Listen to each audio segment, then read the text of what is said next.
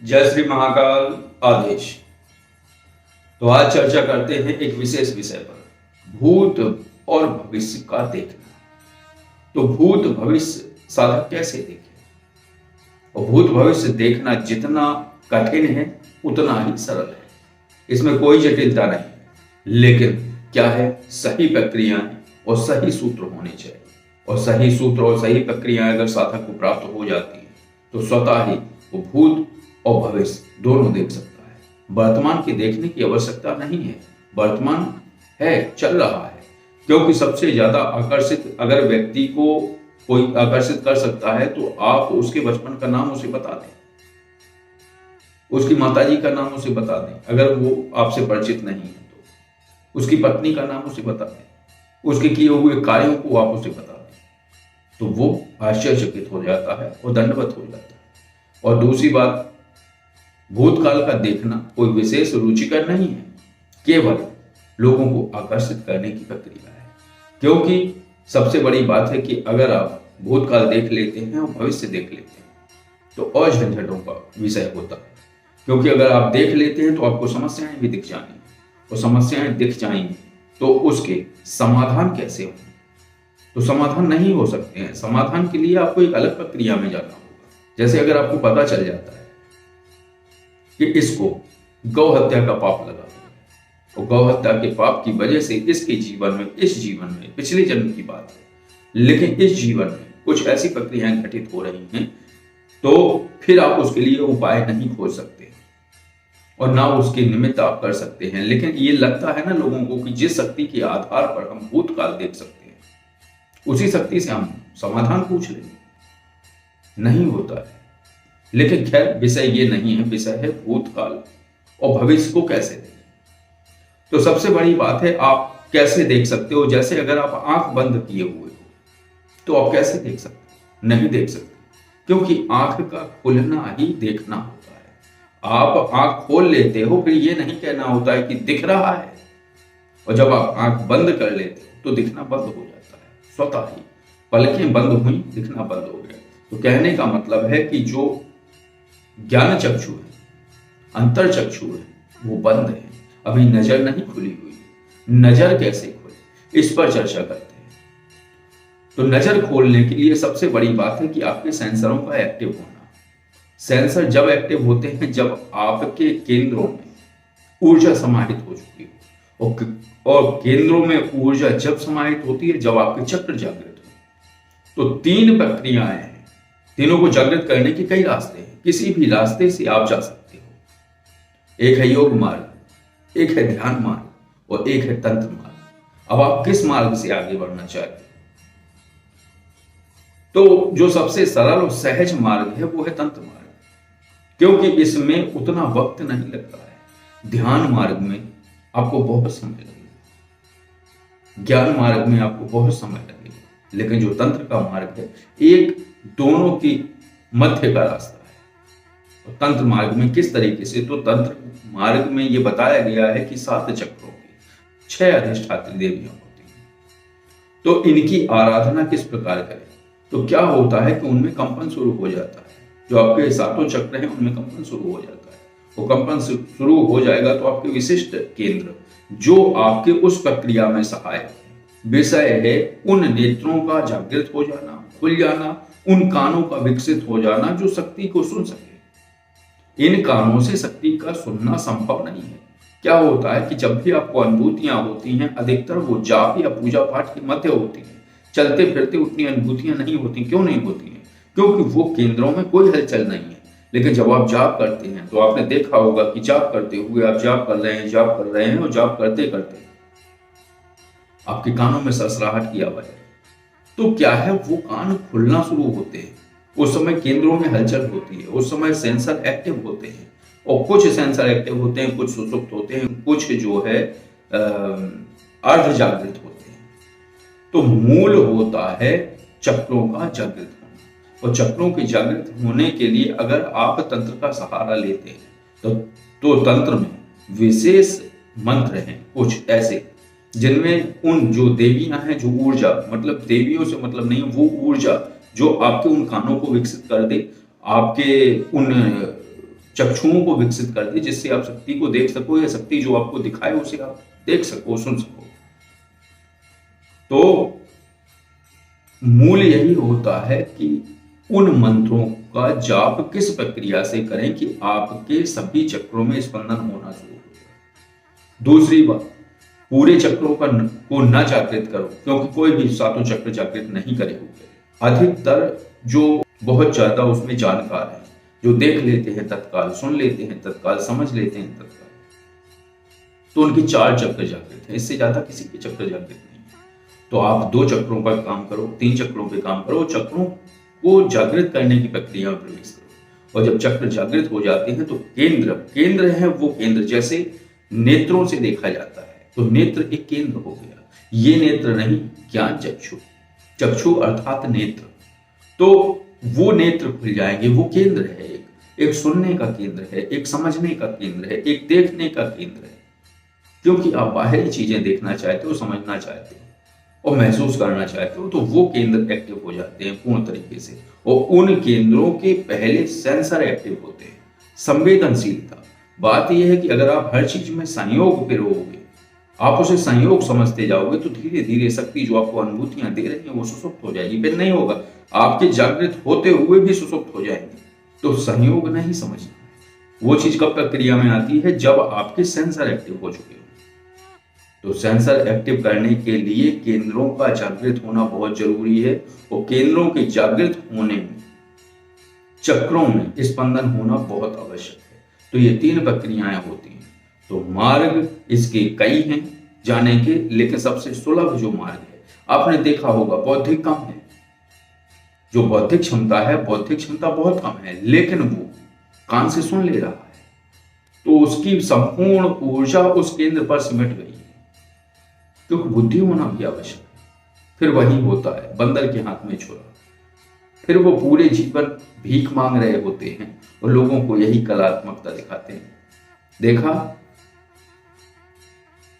3 पुत्र होंगे, 4 पुत्र होंगे, 2 पुत्र होंगे, तुम्हारी शादी हो गई है, तुम्हारी शादी नहीं हुई है, तुम्हारी शादी पूर्व दिशा तरफ होगी, जो वो घोषणा करते हैं वो बिल्कुल सटीक होती है। तुम्हारी नौकरी जब फला समय लग जाएगी, ये कौन बता रहा है, शक्ति बता रहा है। लेकिन बौद्धिक क्षमता बहुत न्यूनतम है, और न्यूनतम है इसलिए वो दरवाजे कुंडी खड़काते हैं, रोज सुबह से आटा लेते हैं और चले जाते हैं। वो जानकार बहुत है, लेकिन क्या होता है कि संपूर्ण ऊर्जा उनकी एक केंद्र पर एकत्रित हो गई है, क्योंकि तंत्र मार्ग ऐसा है कि सब चीजों को नहीं बढ़ाता है, जिसमें जो अच्छाई है कुछ बुराई भी होती है। तो ज्ञान मार्ग से आदमी बहुत आगे बढ़ सकता है, लेकिन वो मार्ग जटिल है, बहुत समय लगेगा। लेकिन तंत्र मार्ग बहुत सरल है और बहुत कम समय लगता है। तो इसलिए तंत्र मार्ग में जल्दी सफलता मिलती है, लेकिन ये बौद्धिकता नहीं बढ़ाता है। क्योंकि अब देखिए कि वो कहते हैं ना कि अंधे के हाथ में बटेर लग जाना, वो वैसे ही प्रक्रिया है। तंत्र मार्ग में आप जो भी व्यक्ति जिस स्थिति में होगा, अगर वो प्रक्रिया कर लेगा, भले बौद्धिकता ना हो, लेकिन वो चीज हो जाएगी, और हो जाएगी उसका वो पूर्ण तरीके से प्रयोग करेगा। लेकिन एक होता है प्रयोग, एक होता है उपयोग, एक होता है सदुपयोग। तो वो किस तरीके से उस ऊर्जा का या उस शक्ति का उपयोग करता है, ये उसकी खुद की विचारधारा है और उसकी बौद्धिकता पर निर्भर करता है। तो तंत्र का मार्ग आप देख सकते हैं। आज की भेंट हुई एक महान अघोरी से। अघोरी कर क्या रहा है? अघोर का जो व्याकरण है और जो मानक है वो वैसा नहीं है जैसा दिखाया जा रहा है। हड्डी चबाता हुआ व्यक्ति अर्ध विक्षिप्त है। जब उसको खाने के लिए तरह तरह के मिष्ठान रखे, ये भेद की बात नहीं है, परमात्मा की दृष्टि में सब चीजें श्रेष्ठ, मैं मानता हूं। अरे जब गंगा जी बह रही हैं तो मूत्र पीने की क्या जरूरत है? मूत्र आप तब पी सकते हो। बेयर गिल्स को आप देखिए, मैन वर्सेस वाइल्ड। तो जब पानी नहीं है तो वो ये सिखाता है कि अपना जीवन बचाओ। तो कैसे बचाओ? वो तो तब तक तो ठीक है। अब गंगा जी के बगल में बैठा है, मूत्र पी रहा है, मिठाई के डिब्बे रखे हुए हैं, हड्डियां चबा रहा, क्या दिखाना चाहते हैं? यही है बौद्धिकता। बस वो वहीं तक सीमित है, ना किसी का कल्याण होना है, और न किसी का मंगल होना है। बस यही सर्कस चल रहा है। तो कहने का वो नहीं है, मैं किसी की खंडना नहीं कर रहा हूं, बहुत अच्छी बात है, जो जो कुछ कर रहा है बहुत अच्छी बात है, करते रहे। लेकिन कहने का मतलब है कार्य वो करो जिससे कल्याण हो, लोगों का ना हो तो प्रकृति का हो। क्योंकि कई जानवर हैं, कई पशु हैं, वृक्ष हैं, पेड़ हैं, पौधे हैं। एक ऐसा जो है संदेश छोड़ो जिस पे कई लोग आगे बढ़े। हड्डियां खाने का कोई संदेश नहीं है।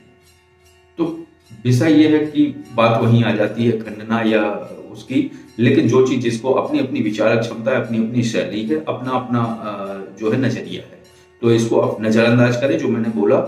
लेकिन कहने का मतलब ये है कि अगर आपको भूत भविष्य में झांकना है तो सबसे पहले अपने चक्रों पर काम करना होगा। और जब आप चक्रों पर काम करते हैं तो चक्रों पर काम करने के 3 मार्ग हैं: ज्ञान मार्ग, ध्यान मार्ग यानी योग मार्ग, और तंत्र मार्ग। तो तंत्र मार्ग में आपकी बौद्धिकता नहीं बढ़ेगी, बौद्धिकता आपकी स्वयं में आपको प्रकट करनी होगी। अगर आप दोनों मार्गों को जोड़ दें कि इससे भी चलें, आप तंत्र मार्ग से भी चलें, साथ में आप ध्यान मार्ग भी पकड़े रहें, तो ध्यान मार्ग से ये होगा कि आपकी बौद्धिक क्षमता बढ़ेगी, साथ में आप अपने चक्रों को स्पंदन पैदा करें जिससे आपके केंद्रों का जागरण होगा। और केंद्रों के जागरण होने के बाद आपके सेंसर एक्टिव हो जाएंगे तो आप संवेदनशील हो जाओगे। एक सरसराती हवा आई, वो शक्ति की ध्वनि थी, एक फ्रीक्वेंसी थी, एक तरंग थी, लेकिन आपने उसे नजरअंदाज कर दिया। क्या? ये संयोग है। संयोग कुछ होता ही नहीं है। प्रकृति में कोई भी चीज संयोग बस नहीं होती है। प्रकृति में सभी चीजें पूर्व नियोजित है और योजनाबद्ध है। योजनाबद्ध कैसी कि जब आप उस पर कार्य करते हो तो योजनाबद्ध तरीके से वो आती है, और जब आप योजनाबद्ध तरीके से आती हैं तो फिर वो संयोग नहीं होता है, क्योंकि योजना कोई संयोग नहीं होती है। योजना बनाई गई है, उसकी रूपरेखा बहुत पहले तैयार करी गई है, आपके कर्मों के अनुसार उसकी रूपरेखा बनी है।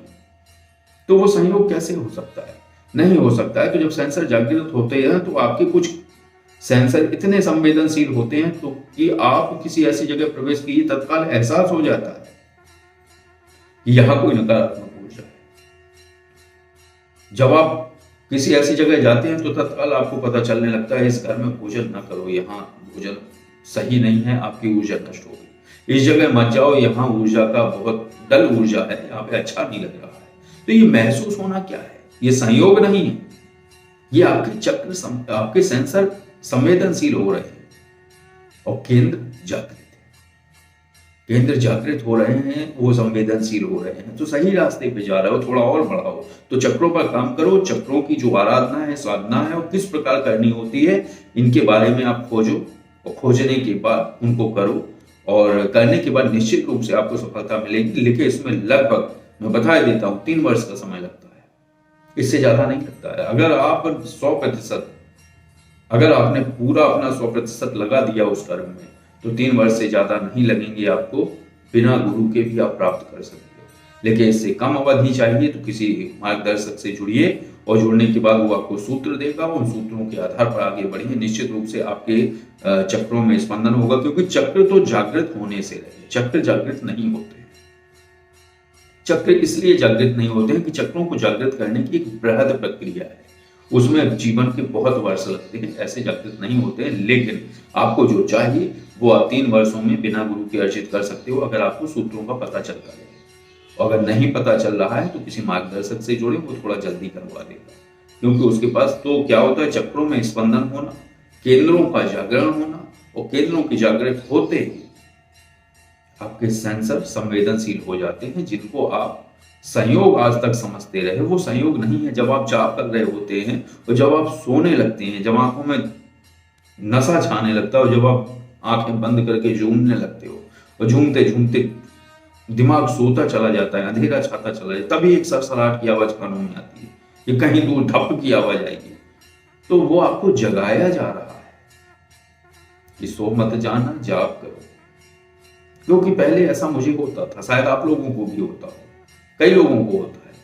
अनुभूतियां आगे पीछे थोड़ी बहुत फर्क में होती हैं, लेकिन मनुष्य हैं तो लगभग मिली जुली होती है। कभी भी अनुभूति, और कभी कभी ये है कि जाप करते समय ये होता है कि किसी की पदचाप की आवाज सुनाई देना, लेकिन आपकी छठी इंद्री कभी कभी ये कह देती है कोई पीछे से आ रहा है पकड़ने, कोई पीछे से चला आ रहा है, ये कभी कभी एहसास होता है जब आप रात्रि 11-12 के आसपास आप जाप करते हो, तो यही है सेंसर एक्टिव हो जाते हैं कि वो ऊर्जाओं को भी वो कर लेते हैं, पकड़ लेते हैं, बता देते हैं कि भाई कोई ऊर्जा है पीछे।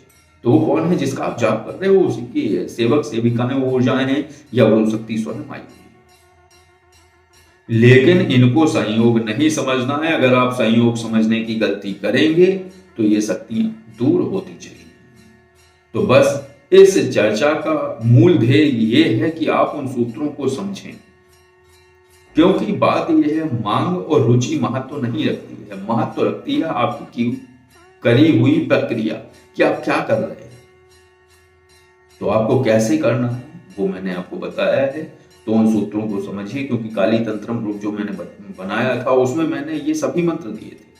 अब साधक कैसे कर रहे हैं, कुछ कर रहे हैं और कुछ साधक ऐसे हैं जिन्हें बहुत ज्यादा अनुभूतियां हो रही हैं, वो जो है उनको संभालना पड़ता है। क्योंकि बात यह है कि जब पारलौकिक चीजें आसपास होना शुरू हो जाएं, पारलौकिक घटनाएं जब आसपास शुरू हो जाएं होना, तो क्या होता है, व्यक्ति का मन विचलित हो सकता है। ये हो क्या रहा है, एक खाली मकान में एक साधक जाप कर रहा है और रात्रि के 2 बजे या 1:30 बजे एक छोटा सा बच्चा खिड़की पे चढ़ जाता है और लटक जाता है, कहता है दरवाजा खोलो, हमें फला जगह जाना है, वहां छोड़ के आओ। ये देखता है, ये साला फोटो खींच लेता है, उसको मुझे सेंड करता है। तो क्या होता है कि रात्रि 2-3 बजे के आसपास जैसे साधक कोई चीज भेजे या मैसेज करे तो मैं ध्यान नहीं देता हूं, लेकिन फोटो, और कोई साधक नहीं, वो काली तंत्रम के साधक। तो फोटो जैसे भेजी मैंने तत्काल देखा तो उसने कहा ये झांक रहा है, पता चला वो ऊर्जा थी। तो मैंने कहा उसके लिए ऐसा ऐसा प्रयोग कर दो। ये प्रयोग किया, वो चली गई, लेकिन वो चली तो गई, लेकिन अपने मकान के अंदर भ्रमण कर रही थी। धप धप सीढ़ियां चढ़ने की आवाज, उतरने की आवाज, सामान गिराने की आवाज। जब पूरा मकान खाली है, जब कोई नहीं है, तो कौन सामान गिरा रहा है। तो उनको मान लेना होता है कि ऊर्जाओं, जैसे ही तुम मान लेते हो चीजें शांत हो जाती हैं। तुम्हें मनवाने के लिए, तुम्हारा विश्वास बढ़ाने के लिए ये प्रक्रियाएं हो रही हैं। तो ये तो हो गई अलग बात। कहने का मतलब है जो भी क्रिया करो, अगर उसमें कोई भी अनुभूति हो रही है, कानों में हवा की सरसराहट की आ रही है। अब कमरे के अंदर कौन सी हवा चल रही है, जैसे जंगल में हवा चलती है, सरसराहट की आवाज आती है, वैसी आवाज आती है। तो धन्यवाद करो और अपने सेंसरों को और संवेदनशील बनाओ। और जितना संवेदनशील बनाओगे उतना चीजों को समझ पाओगे।